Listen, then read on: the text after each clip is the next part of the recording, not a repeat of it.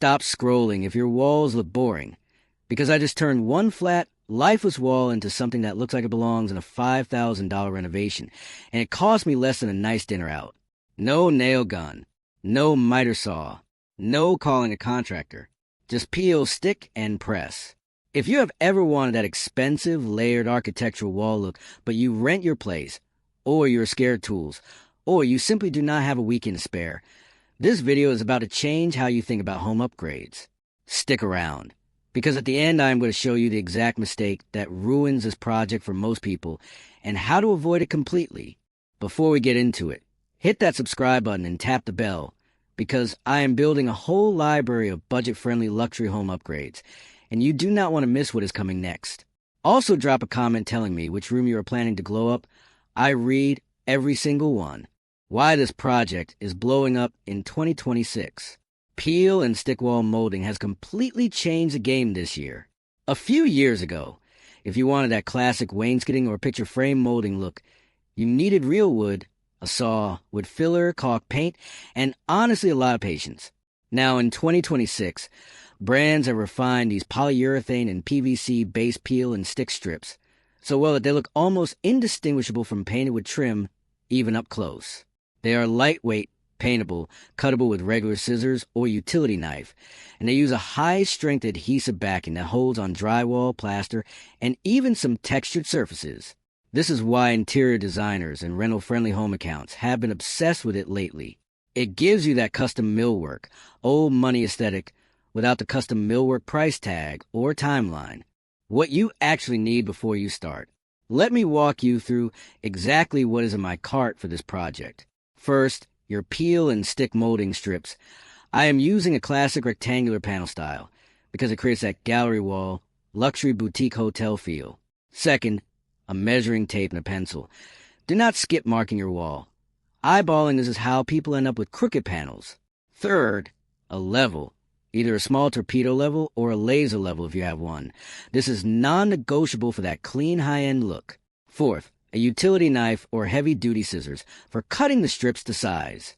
Fifth, painter's tape to help you dry fit your layout before committing. And finally, paint and a small foam roller if you want to color match or contrast your molding with the wall. Prepping your wall the right way. This is a step everyone wants to skip, and it is exactly why some people end up with molding peeling off the wall within a month.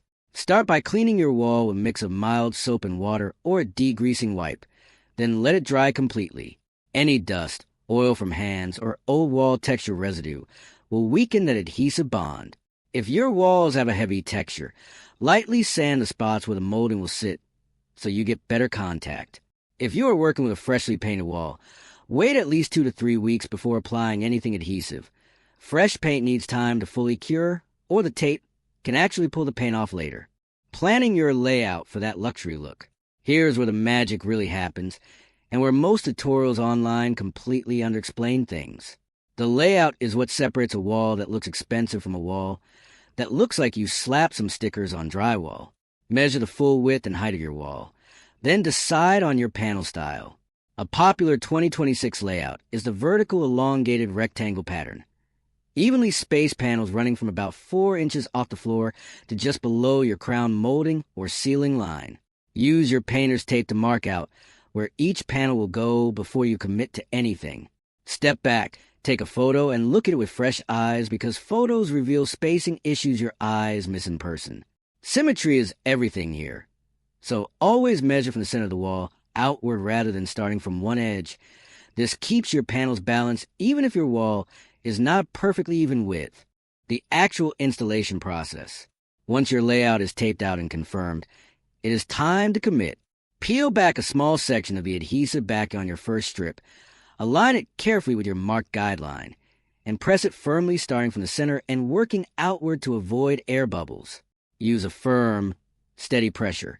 Some people use a clean cloth or a small roller to really seat the adhesive into the wall. Work in sections rather than peeling the entire backing off at once. This gives you control if you need to make small position adjustments in the first few seconds. For corners, most peel and stick molding kits include pre-angled corner pieces, or you can cut a 45-degree angle with your utility knife for a seamless look. Continue this process panel by panel.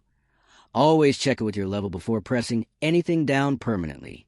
Give the adhesive a full 24 hours to cure before touching or leaning anything against it. The detail that makes it look expensive. Here is the part almost nobody talks about, and it is the difference between a wall that looks like a cheap kit and a wall that looks custom built. After installation, caulk the inner edges where the molding meets the wall with a small paintable caulk line. Then paint the entire molding and the wall in the same color using a matte or eggshell finish. This monochromatic technique is huge in 2026 design trends because it tricks the eye into seeing dimension and shadow lines rather than a flat sticker look. If you want more contrast, you can paint the molding a shade lighter or darken the wall, but same color wins for that quiet luxury aesthetic everyone is chasing right now. Mistakes that ruin this project. I promised you this earlier, and I am not skipping it. The number one mistake is rushing the layout and skipping the dry fit with painter's tape. This leads to crooked, unevenly spaced panels that are nearly impossible to fix once the adhesive sets. The second mistake is applying molding to a dirty or freshly painted wall, which causes peeling within weeks. The third mistake is ignoring your baseboards and outlets when measuring. Always account for switch plates and vents, so your panels do not awkwardly collide with them. And the last one, do not use low-quality dollar store adhesive strips. Invest in a proper peel and stick molding kit designed for this purpose.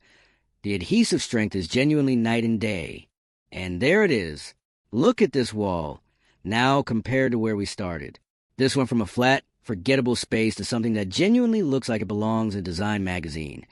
And the best part is this entire project cost a fraction of traditional millwork and took a weekend instead of weeks. If you rent your place, most of these peel and stick options are also fully removable without damaging your walls. So landlords have nothing to worry about. If this video helped you picture your own accent wall, smash that like button so more people can find this. And subscribe because next week I am tackling a full budget kitchen refresh using the same peel and stick philosophy. Tell me in the comments which wall in your house needs this glow up first. I want to hear it. Thanks for watching, and I will see you in the next one.